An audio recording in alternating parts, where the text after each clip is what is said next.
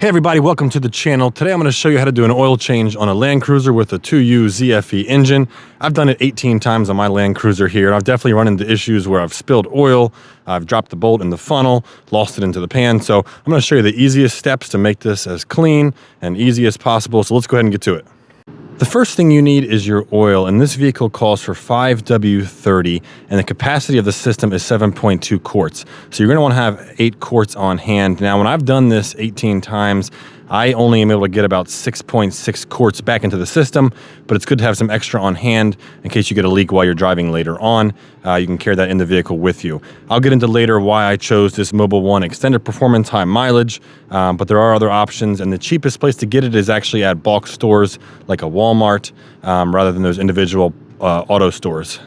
Every time you do an oil change, you also want to replace the filter. Over time, contaminants can get into the filter and get it clogged up, so there's no point of putting $50 worth of oil into the system and leaving your $10 filter in place. It'll just cause the new oil to get more contaminated more quickly. You're also going to need a drain pan. There are drain pans that are more open. The oil just flows right into it. I don't like using those because if you drop the bolt, it can fall right into the hot oil and you have to dig it out. So this one, the oil hits the flat part here and it trickles down into the 2 holes here, and you can seal it up like that and then dump it out later on. You also want a funnel, and that's for filling up the new oil. You're also going to want to make sure you have an oil filter wrench. This is specifically designed to grab onto the oil filter and twist it off. You should install it by hand when you reinstall it, but if you haven't done it before, if it's been a while, it might be hard to get it off by hand, so it's always handy to have one of these with you. You also will need a ratchet with a 14mm socket. That's for getting the oil drain pan bolt out. You want to have an extension. If you do have that splash shield underneath the vehicle or the skid plate, you're going to need this. And then you can go ahead and get a 12mm socket, and that's for getting the 2 bolts that protect the housing for the oil filter off. This can be a messy job, so make sure you have some nitrile gloves to use, and make sure you have some shop towels in case you do spill any oil on the ground or on any parts. It's not mandatory, but I highly recommend replacing the gasket that fits between the bolt and the oil pan. This is important so you don't have leaks pop up on you. They're super cheap. If you just order a pack of 10 or so of them, you can just replace one each time you do your oil change. To locate the oil drain plug, look under the driver's side of the vehicle, and just in front of the sway bar or the stabilizer bar here, you'll see the oil drain pan, and towards the back of it, you'll see the oil drain pan plug. The oil filter is on the front driver's side of the vehicle. If you still have the skid plate on, there's a access plate held on by 2 12mm bolts. You'll have to remove to get access to the filter. I recommend starting the engine for about 1 to 2 minutes. This is to help get the oil a little bit warmer so it comes out quicker. Go ahead and pop the hood, and once you get the hood lifted up, we can loosen the oil cap. This helps get air into the system to help make the oil come out easier. It's always a good idea to make sure you can loosen your oil filter before you drain it. That way you don't drain all your oil out and find out you can't get your filter off, and you either waste oil or you put oil into a dirty filter. Now go ahead and slide the collection pan underneath of the drain bolt. I like to have a few shop towels handy. That way when I get oil on my hands, I don't have to reach for the roll and pull one off. We'll go ahead and grab our ratchet with the 14mm socket and go ahead and get that drain pan bolt loosened up. Once we get it loosened up enough, we can do the rest by hand. I like to try to hold on to the bolt as I pull it away. It might be kind of difficult with that oil coming out. But if it does fall into this pan here, it's not going to cause any problems. If you have a regular kind of bucket, it might fall in. You have to go digging for it later.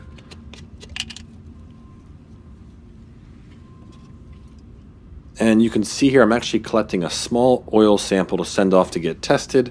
I'll have those results linked right here in the video when they're available. And you can see here the oil just falling into that pan. You can see it falls in nicely, doesn't splash around, and it drains off into those 2 little tubes to be collected inside of the pan. The small gasket here between the bolt and the drain pan got stuck onto the drain pan, so I'll take a small flat blade screwdriver and just pry that off.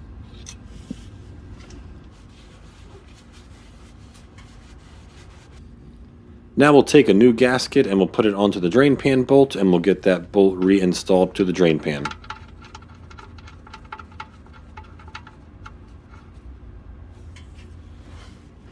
Once we get the bolt installed by hand, we'll go ahead and take a shop rag and we'll just wipe off all the excess oil. That way it makes it easier to spot leaks when we do our checks once we get it filled back up. Now we'll take our ratchet and our socket and we'll tighten up that drain pan bolt. It calls for about 20 to 30 foot-pounds of torque. If you don't have a torque wrench, just give it a good hand tighten. You don't want to tighten this too tight because you don't want to strip the threads on the bolt, and then you have to replace the whole drain pan. Now we'll move our drain pan underneath of the oil filter and we'll go ahead and get that removed. You can see here there's a little bit of a lip or a ramp to help drain that oil off of the filter into the drain pan. So we'll start by just loosening enough to get some oil to come out. That'll help drain it all out so when we pull it off it doesn't all come all out at once.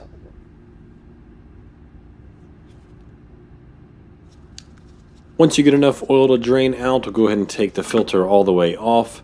There will still be a lot more oil in there, so be careful when you pull it off. And once we get it off, we'll just set it on top of the drain pan to get all of it drained out. So I like to use Mobil 1 Extended Performance High Mileage. The reason being is the high mileage version has extra additives and extra zinc to help swell the seals, which helps prevent leaks in older vehicles. And then the Extended Performance actually has extra cleaners over the regular full synthetic, which just helps it to last longer. But again, I like to change mine every 7,500 miles. I don't want to wait 15,000 miles to change it, or 20,000 like some recommend. I also like to use the Mobil 1 Extended Performance filter, the M1209A. There is a smaller filter that'll fit on this, but I like to get the bigger one. It just has more filter element. It help last longer, help to make sure you get more dirty things out of your oil. So we'll take our new filter out of the box, and the first thing I like to do is to clean off this rubber seal with my finger, just get any kind of contaminants off of there. Then we'll take actually some new oil and just a little bit on here. But what we want to do is take it with our finger and rub it around this seal, this gasket. It just helps it make a better seal, and it helps it to lubricate it to prevent it from drying out and cracking prematurely. So as I was installing this new one here, I noticed there was a giant dent on the side. I decided to go ahead and just go to the auto store real quick and pick up a brand new one to make sure it didn't have any dents. I'll link a video to why I did that. But I got the new one here. I'll go ahead and get this one seated with some oil and go ahead and get it on, and we'll keep moving. Now we'll go ahead and put our new filter in place. We'll hand tighten it, and like I mentioned earlier, you don't want to tighten this thing too tight. You should just be able to tighten it, hand tighten, and it'll be perfectly fine. If it is too tight, it could cause problems. It could crack, and the seal could break, things like that. And once we get it installed, we'll just wipe off the excess oil, again like we did for our drain bolt. This is just so we can spot leaks easier. Now that we have our new filter installed and our drain pan bolt reinstalled, we'll go ahead and get our funnel in place and start putting our new oil in. The capacity that it calls for is 7.2 quarts. However, the last 18 changes, I've consistently been able to get about 6.5 or 6.6 quarts in. So I always start off with 6.5, and then I'll do a measurement on the dipstick and make sure our level is good. You can always add more if needed. You don't want to overfill it to start.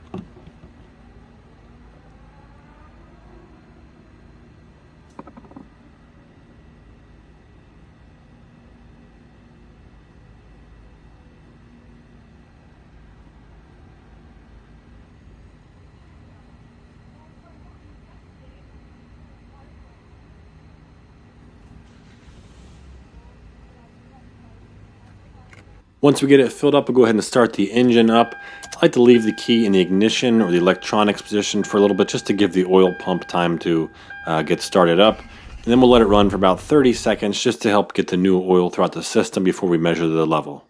Go ahead and check the oil dipstick to see where the oil level is. We'll take it out, wipe it off first, and then reinsert it. And when we take it out, we want to make sure that the level is between the low and the high, or what's the full marking on this one. Kind of hard to see, but the level is just shy of full. So I'm going to drive it around for a day or two and then recheck it to make sure it doesn't get lower than that. But I might just top it off here. Last and most importantly, we want to make sure we dispose of the oil and filters properly. A lot of local auto parts stores will actually take it for free. If you just bring it in, you can drop it off, both the oil and the filters. All right, thanks for watching, everybody. Hopefully you can follow this video and do the job yourself and save a little bit of money. Make sure to like and subscribe for more videos.